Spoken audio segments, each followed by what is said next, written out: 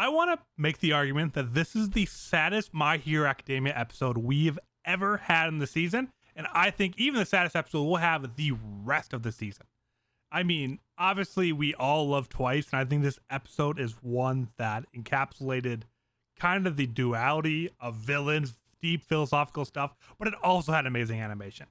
Are you guys with me or not?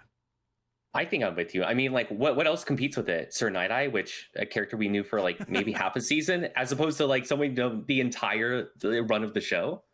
Yeah, I don't think it really compares. Like, I don't think there's anything measured up. And we've talked about death in My Hero and how much it doesn't happen, right? So I think this is I think this might take the cake. So obviously this is a Class 1A podcast, and if you guys have not watched the episode yet, congratulations on that major spoiler for the episode. But we are a recap podcast, YouTube video, whatever you want, so that's your own fault. But I just wanted to lead off with that because, God, is it really the only thing that happens in this episode? But it's such a big part that we'll be diving into super deep going on. As always, my name is Engine Imsgren, and I'm here with James Graham and Dylan Beal, both chat about everything that happened in My Hero Academia Season 6, Episode 3. Gonna do a very quick recap, then we'll dive into everything that's happened so far. Sounds good to you guys? Yeah. Perfect. So it starts off with the battle continuing on. This one pretty much focused entirely on the villa, pretty much with two things going on the entire time. One, we see the continued attack on the villa.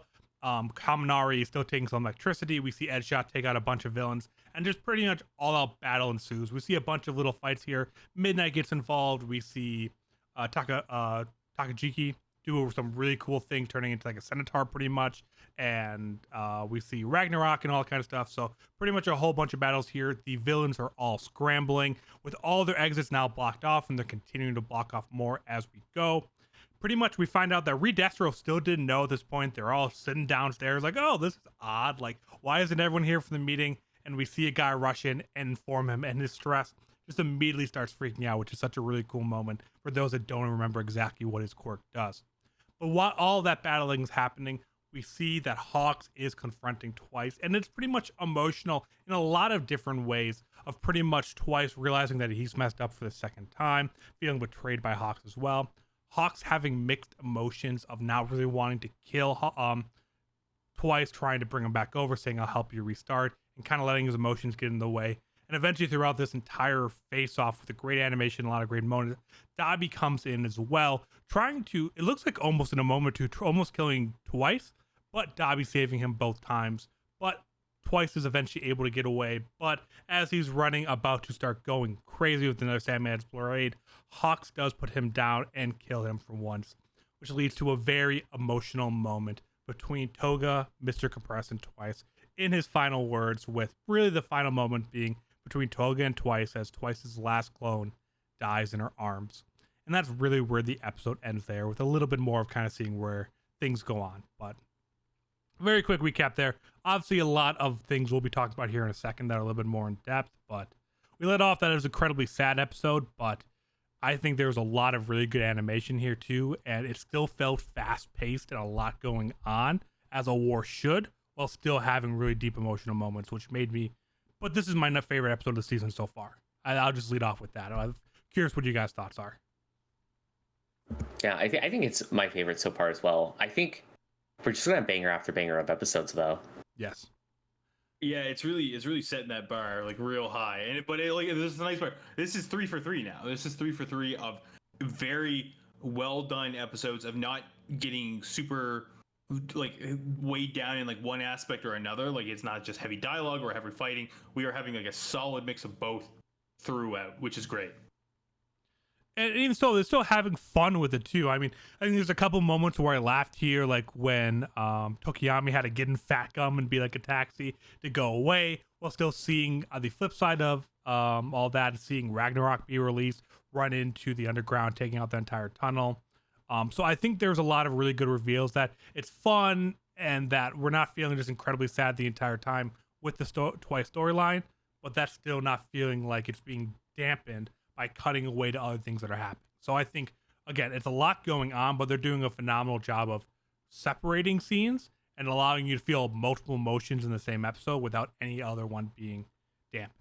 Mm-hmm. But I think it's kind of moving into the Twice one is the big one. It's a big episode for Twice. It's something that I think all three of us have been looking forward to for a while. This is one of the highlights we even called out in the manga moments anime watchers are excited to see and stuff like that. The video we did a couple weeks ago. This was one of those moments. And did it live up to the hype and what we wanted it to be, knowing this was coming? I think that's really tough. I think it's really hard to beat the panel in the manga because it is like a super iconic panel. It's very, very good. But I think they captured the emotion still around it. Like it was still super emotionally impactful in the same exact way that I wanted it to be. Yeah, that I think is the big thing, is that like they did a really good job of like drawing that emotion from the panels and making you feel it watching it kind of in real time. Like it was absolutely gut wrenching, like flipping through the pages really, really fast and being like, holy shit, this is happening, right? But yeah, I think it is a hard thing to follow, trying to animate that one singular panel, right? Because you can only bring over so much. That being said, though, with how much goes on in that entire event, that entire isolated event between Twice, Dobby, and Hawks, it never again, I need to keep going back to it. It doesn't lessen the emotional impact, even where you're having this crazy conversation between Hawks and Dobby, and then you see this weird camaraderie. It's great. It's awesome. Yeah, and I don't know if it's just because I read back the manga just a couple of weeks ago on some of these chapters, but when I reread it, I felt tingles in my body of like when this all was happening. I'm like, really got to me. And here I only really felt it right at the last couple of moments with the conversation with Toga. I feel like that brought out a lot of the same emotions here, but some of the earlier stuff didn't, but it was still phenomenal. And if you experience it only as an anime, I'm sure a lot of people will be having a lot of those same experiences because you are dealing with it for the first time. So I think some of us just kind of knowing what's coming happened a little bit, but I think the flashbacks and some of the things that the anime was able to add though did add to it as well though. I think I liked seeing some of the flashbacks. I feel like we got a lot more dialogue between the two than we did actually in the manga. The manga really was only 2 chapters, which isn't that many panels of dialogue, so I think we got more time here together, which flushed it out. And I mean, of course I would have loved Twice to come over and kind of be redeemed, but you just know that's not who he is, and I almost respect that as much. I mean, his death only makes me love Twice more. I think that's what really signifies a good character, is that when he dies, you like him more than when he was, just as much or more still. Yeah, it's super, super impactful, like in both mediums too. Yeah, I think Twice is definitely going to go down as like one of the best characters like in the series. Yeah, without a doubt. And I think the anime actually does a better job of kind of building up the dialogue between Hawks and Twice and how he wants to, like, how Hawks wants to bring him over. Because thinking back, like, again, it was rapid fire trying to read through the pain, like, because you felt this moment like building in the manga, and like some of that, like, I mean, you can only take in as much as you read, right? Where in, like, with the anime, you're sitting there and you're just watching it and you're waiting for it to happen, right? So I think like each medium has its perk, but I think but one doesn't outweigh the other, I don't think. Yeah, one thing that like really, like, I don't know, sat with me is just like the fact that he is so unlucky, like, and going back, like you were talking about, Andrew, of like seeing the flashback moments. I thought that was really good and added a lot because, like, yeah, Twice is incredibly tragic. Like, he was like because of his quirk, he like was his own downfall in the very beginning. He starts to get friends. He finds a place that he belongs. He leads to like 2 people, like one person's death, one person like losing their arm, and it's like all his fault. And then finally he meets a new friend who ends up betraying him, and it's also all his fault that it's happening. And like, I don't know, it's super tragic because like it's like he's being punished for being the only villain with an open heart. Yeah. And I go on, James. No, I was just gonna say, I think that like I think it just makes it so much more gut wrenching that he's like the only not villain. You know what I mean? Like, he's just like, I think he's so much more relatable than every other one of them, and I think that's why it hurts so much more. Yeah. I felt Hawks like I want to do this, I don't want to do this a lot more in the anime than I did, which I think again added to it even more. Of in the anime, it felt like, I mean, the manga, it felt like Hawks was finishing a job. In the anime, it's like, no, this is someone that he doesn't want to, he really wants to bring over, which I loved that vibe from Hawks. Because in the manga, I'm like, this kind of makes me like Hawks less. Because like, no, he's kind of more ruthless. But here in the anime, they do a good job of like, no, like kind of putting him in the gray area. And it makes me like Hawks more in the anime now than I kind of do in the manga. Just kind of seeing the different way they're portraying him, which I really like. I actually don't like that, I think. I like when he's ruthless because I think it adds to his overall mission a lot more and really underscores the fact that like he is really trying to do anything to push towards a world of where heroes aren't needed. Like, well, you know, because he always gives like the cheesy line of like, oh yeah, where everyone can relax. But like he really does have that drive and motivation. And I think the ruthlessness drives home that fact. Just like the fact that like might have killed Genus. We actually we still don't know. Like it is like pretty dark because like they even do the flashback where he's like, I did this stuff for you, Dobby. So it's like I think the needle now is going back to like, oh yeah, you might have actually killed Genus. But like he is doing anything that he can. And I actually kind of don't like that he lightened him up a little bit in the anime because the ruthlessness made that hit so much harder. I'm sure that they're gonna go into it a little bit more, but like yeah, I think the difference like is different impact, but it's not detrimental or anything like that. I think too, like Hawks is in it, like I think that it's really cool that this character like creates this conversation because even though we have his interior monologue most of the time, he doesn't actually reveal major like plot points or anything like that when he's kind of like when the watcher is like hearing his internal thoughts and stuff like that, because again we still don't know what happened to Genus, even though we could have they could have revealed it right there. They could have done that with his own monologue because he's not vocalizing that to Dobby, right? So I think I like that the character is very like he has very polarizing ideas, but at the same time like I think I gotta kind of cheat with on Dylan's side a little bit. Like I did like that this hero kind of existed that was like it was very much for the greater good, and that was what his goal was the entire time, right? So but it doesn't cheapen it that much. It's just a bit. I think it's just a bit. Yeah, I think it plays off of like Hawks and Twice, right? Because they're both kind of gray, right? Like if you really think about them and their motives, like they are both kind of gray. Of like Twice really is like his downfall was society, right? Like society made him that way. He didn't get the help he needed. Like it literally is no fault of his own that like he ended up with the villains because like he had no chance otherwise. But he is still like kind of trying to do the right thing, at least like for his friends. And then Hawks, on the other hand, was also someone that was like brought down by society and is trying to do something good, but like in his own way too. So I think they're like interesting foils to each other. Yeah, I agree. I mean, I love both the characters. In a way, one obviously we're not going to be getting too much more of, which is sad. But something I do want to kind of talk about. We brought in Dobby a little bit and we talked about reveals, and I think we got the full name reveal of Hawks for the first time. I'm at least that's what Dobby called him, and there was a very visible reaction there, and also the whole kind of idea that Dobby never really trusted or believed Hawks and all that kind of stuff. Like, is Dobby more than we give him credit for? Do we think there's some kind of gimmick here? Like, what do we think's going on with Dobby? Because he's really been in the background, even though there's been a lot more villain tension recently. I don't feel like we've really seen him doing much, so I don't know what's going on with him right now. I think he's connected to a different organization. He has to be, right? So the entire series, we see him like disappear randomly all the time. He's like constantly disappearing. Even the villains are just like, oh, like where's Dobby? He's always doing something. Like he's constantly going off and doing something else. And then now he has information that I don't think any of the other villains have. Not even Skeptic, because Skeptic probably would have brought it up. Like, yeah, Skeptic having the most knowledge out of everyone didn't bring it up. So like, he is clearly like going someplace and getting information, which I don't know. Like maybe it is All for One. Like maybe that is the person he's going to, or maybe it's a separate organization. But like, there's other stuff going on with Dobby for sure. Yeah, I really want to. I don't think he's going with another organization. I really think Dobby's it's the Sigma male grind set, dude. He's by himself. He's just, and he doesn't trust, like, him not trusting Hawks or never trusting Hawks.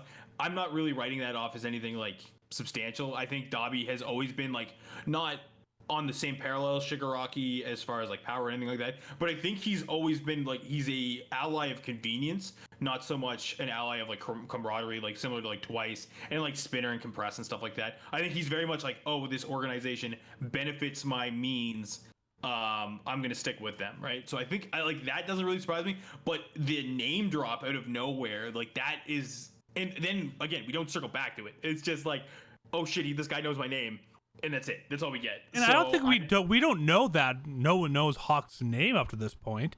Like it's never been said. Yeah. Well, yeah, it's never been addressed, has it? Isn't that like one of the points? Like when we start learning about like his backstory, is like because he joined the hero.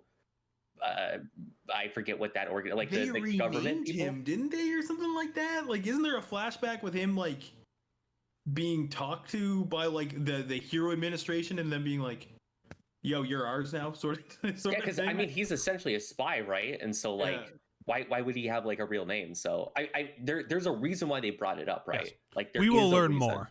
Yes, yeah. I think Dobby and Hawks both have a very big part to play. We have a lot of answers about Dobby, a lot of answers by Hawks that we don't know, and now they're kind of in a confrontation. So as early as next episode, we could get some pretty big moments there and kind of figuring out what's going on. Maybe Hawks runs away. We don't really know what's going to happen here, but nonetheless, I think we both agree that more is going on here with both of them, and that we will find out this season. I can't imagine either one of those kind of things continue on past the season. But I think a couple other last kind of small things, if there's anything you guys want to brought up. I mean, obviously, kind of seeing Giganto Machia. I know we've been saying Giga Machia forever. It's Giganto. Thank you very much for that correction on that, but we'll probably just call him Machia for now, so we don't continue to screw it up. But we saw him underground and kind of getting the idea of that. I've always kind of found it interesting how Dark Shadow communicates with Tokiyami, and like how he instantly recognized that I was afraid of it. But obviously we don't believe that he's not going to be involved in this at all. He's literally sitting there, like, and we've seen that Shigaraki's kind of waking up, like shit's about to go down with him, right? Yeah, I mean, it's like a Chekhov's Machia, right? Like they're not going to just show him and not do anything with him, right? Yes.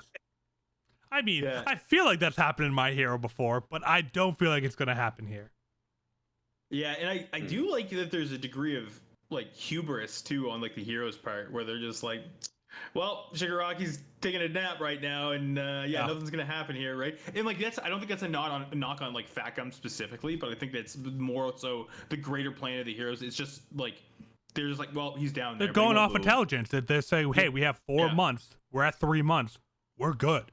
Like I don't blame them for that overconfidence, but at the same point, it doesn't seem like they're at all flexible about that. Yeah, and it just seems like you don't just put him in there if he's not going to be a threat, right? Like he's there, and you got to be worried about it. So if Machia goes loose, though, who fights him? Because we know that like Shigaraki has been fighting Machia like 1-on-1 and was like getting constantly beat. So Machia's strong, right? But is it just like a size thing though? Because like, I mean, even if it's a size thing, I mean, like who fights it? Deku? Mount Lady. Yeah, she's like Mount Lady and the Lurkers. Are you kidding me? It's their time to shine. Can she get bigger than Machia? Machia's pretty big. She can get like the skyscraper size, can't she? No. I've seen some fan art where she's pretty goddamn. Okay, that's fan art though. That doesn't count as canon. I mean, I think that's the obvious one. How that does, who knows? But I think it's an obvious first show off. Oh, there's someone giant. Send in our giant. Like, I think that's just kind of how most battles work. And what happens from there is maybe that gives a chance for Class 1A to shine, Class 1B to shine. Because we did see, we saw the Mushroom and Mudman here being very involved, having their own moments, which were amazing. So I don't know if that gives a second group of heroes to kind of do it, because, well, let's be honest. We know Bakugo, Todoroki, and Deku are going to be getting in the fight. They're all going to have their moments at some point. The chance of them not being involved in a war at any point, slim to none. We're all acknowledging that. No one's believing that. All right, what if the rest of the war, though, they're just evacuating civilians and that's all they do? If they did that, I would honestly be so respected. Because that would mean so many other characters would get some really cool moments, but then they'd make up for the next 4 arcs of no one else being in it. But that would be funny. Andrew, main character Nimsgurn, being like, oh no, let's see some side characters get some love. Well, I think it'd be, I mean, when you had this many side characters, that's kind of something I brought on, that I want the main characters to have good moments, but I love seeing Kaminari get a moment to shine. Mudman and the Mushroom getting a really big moment here. Tokiyami, Tamajiki, everyone kind of getting their moments here. I love that. It makes it more hype than Deku Detroit smashing for the 300th time. Like, seeing all that stuff is so much cooler to me with how big and well the cast they developed. So I want that to continue on, and let the last 4 episodes be with the future big 3. Let everything else building up to that be everyone else. Talking about side characters, I have a final question for you all. Oh no. Can Dark Shadow just die? Is Dark Shadow does Dark Shadow die, or does it just like go back to Tokiyami, or like what would have happened if like Dark Shadow went into that place and someone just got it? I don't know if it's because we know it's a separate entity of some kind. We do, but it's directly tethered to Tokiyami. so. Like Exactly. if they held on to Dark Shadow, I think in theory they could pull Tokiyami down with them. Like I don't think they could do But that. he's- I don't know if you can like kill him. Why not? Does that mean then Dark Shadow is an indestructible force then? But I think he's tied to Tokiyami though, and like how effective he is tied to Tokiyami, because like I think he needs. That's beside the question. That's Yeah. I thought his how only effective weakness he was is light. beside it. I thought his only weakness was like you can't punch Dark So Shadow, that can means you? in the dark, you cannot kill Dark Shadow. Unstoppable. Is that true? I mean by You- name. I mean, I guess technically, but like because Dark Shadow, I mean, I don't think we know, because I don't think Dark Shadow itself has the confidence to be like, oh, I am unkillable. Like, let's do something about that, right? I don't know. I'm curious. I wanna know. Yeah, if he can, like I know he can feel pain and stuff like that, right? They consider Dark Shadow to be a supporting protagonist in the series. They don't consider it to be a quirk. They consider Dark Shadow in like the wiki, at least. Obviously, you can do whatever you want in a wiki, as like its own character, which is really interesting to me. So I think it's a really interesting conversation, but like I don't know. Yeah, I don't know either. I think you can kill it. I think you can kill it and it would be dead forever. And No, Tokiyami so just be a if Dark bird. Shadow or Tokiyami are injured or knocked unconscious, the other will not feel the effects. The two have separate bodies and are conscious from each other. So No, yeah, we know that, but like the question still is, can you kill it? All of this doesn't matter to the question of can you kill Dark Shadow or not. We know it's a different sentient being. I want to know where this is My came Hero from. Academia. You can't kill anyone. Well, because it like popped into like the underground area, right, full of villains. Like, what would have happened if Maki would have just like grabbed it and just like smashed Dark Shadow into the ground? Because either it dies or it's an indestructible force that just like is impossible to kill. It's one of the two. All right, we'll leave this up to the comments to decide, because I don't think it will come down to anything. And again, our favorite saying is, they don't explain things in My Hero Academia for a reason, because there is no answer to it that would make any sense. Because I get what you're going at, is that the two don't make sense. Like either Tokiyami loses his quirk, or Tokiyami's quirk cannot die. Like Well, that both is of not those out. Tokiyami's. That's not Tokiyami's. Tokiyami's quirk is he is a bird. He is a No. bird, yeah. That is not He's a true. bird. I think it's Dark Shadow's quirk that he's attached to Tokiyami. Is Dark Shadow like he's an entire different person? Is Tokiyami just the quirk of Dark Shadow? It Like, could have been twins. What if the bird No, was actually do twins? It was not a go quirk that there. went into No. it could have happened. He's his it could brother, happen, maybe. We're 'cause they're moving both on. birds. They're both birds, exactly. We're moving Oh on. my god, dude! Give me this. We'll leave it Give me up to the this comments further. decided. I did not want to Don't worry, continue this. I'll have a 2-hour video on this. It'll be great. It'll be Do wonderful. it, please. I would love to hear the decisiveness you're going to cause here with that video. Any other little moments we want to talk about? Anything last that stood out? Any good animation? Any good moments that you guys really want to talk about? Or do you want to wrap up and go into Plus Ultra? I just want to again praise the animation. I'm so happy that on a dialogue heavy-ish episode, great animation all the way through. All right. Then with that, we'll be moving into Plus Ultra. It's going to be the third one. And again, for those of you that have not caught the first two or joining for the first time, Plus Ultra is an award we give out. Each and every one of us get to give out our own Plus Ultra to a character that went beyond, that went Plus Ultra in the individual episode for whatever reason we want to say. And let's start with Dylan. It's easy. It's Hawks. Of course it's Hawks. Hawks went plus ultra here. Not only was he so ruthless enough as to kill twice, but also at the same time dodging Dobby, also saving twice at the same time, just because he wanted to get that little bit of like hope. Maybe I can bring this person with me. And then just couldn't. Like was able to do all of that. And like Dobby's strong. Like Dobby's not a weak villain either, and was able to kind of escape from him at least alive. So easily Hawks. After being surprised too and getting a huge blast into his back, we saw most of his feathers were destroyed during that, which as we saw at the end of season 4, is a very big deal for Hawks. Mhm. Yeah. All right, James, how about you? Yeah, I'm gonna echo it. It's definitely Hawks. I think and because he's become the anti-hero at this point. Like, I mean, there's speculation of him being an anti-hero because we still don't know, but he's actually just done it. He's killed somebody for the justification that he's a hero, sort of thing. So I think it's got to be Hawks. No, it doesn't. Oh my god, dude! It's Where's twice. he going with Even though he died, Boo. I think having the morals to stick to your guns and want to stick to everything that you believe in, despite thinking you have the worst luck in the world, you could be looking down the number 2 hero saying, hey, I'm going to make your life better. I'm going to do everything I can to turn it around, and still sticking to your gut saying, no, I only exist to protect and serve those that I care about around me, and sticking to that, I think is incredibly hard to do, especially when you're a villain. You think of villains usually as self-centered. They're going to do whatever they can to get a next step up or to kind of protect themselves. That's not who Twice is. He was continuing to do that, and he literally had an entire conversation after he was already dead. I mean, I'm just assuming after we saw his head like cut open up in the balcony after they had that whole conversation, that Hawks was, I mean, he was dead for a couple minutes. So Twice was able to continue to use his quirk pretty much post-death to have an incredible goodbye, the only thing he cares about. I think doing that and literally beating death to get your last wish out is the definition of plus ultra. I think it's more just quirk rigor mortis. I don't know if that actually counts as like continuing to use your quirk. I think it is. I think he makes some valid points. I mean, in an episode where Twice dies, one of my favorite characters, I have to give it to him. It's my last chance I ever have to give it to him. Hawks will get plenty more. Hawks will get more episodes. Twice deserves it. This is his last time. And this is probably like the second time he's ever gotten the award. So he needs it. He's got it a couple times. No, he got it. This one in Prize Sad Man's Parade. That's probably all. The man needs it. But that'll be it for this episode of the Class 1A podcast. If you enjoyed this, looking for more anime content, make sure to go over to youtube.com/Class1A. If you're listening on podcasting platforms across the world, we now have things on Demon Slayer. We have Class 1A.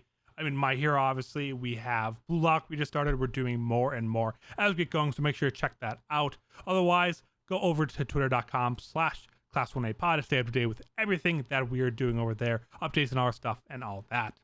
But thank you all for attending this week's class. We hope you all enjoyed it, and we will be back next Saturday for episode 4, season 6 of My Hero Academia. Thank you all for listening.